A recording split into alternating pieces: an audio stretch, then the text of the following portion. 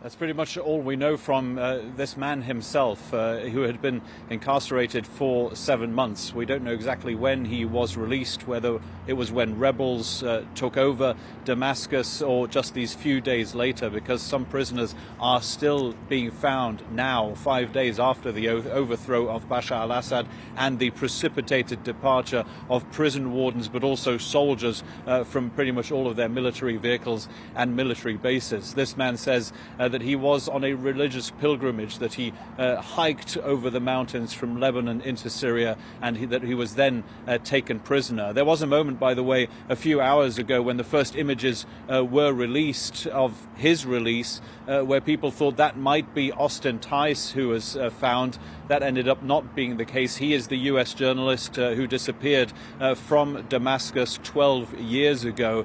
His family has said adamantly during these 12 years that they believe he is alive in Syria and that he can be found, especially now that there is access to Bashar al Assad's regime's jails. So there is some hope that some people can still be found in this jail system here in Syria. Philip, what are Syrians saying about this turn of events in their country? Oh, look, there's certainly a feeling of euphoria here in the capital, Damascus, which is now in control of this rebel faction that made its way so quickly from the north of the country down here to the capital. Not the whole of the country is in their hands. It's important to add. But here, the flags of the opposition are being shown proudly, now on government buildings as well, but also in mass gatherings, like in the square you can see behind me. This has been a place for celebration.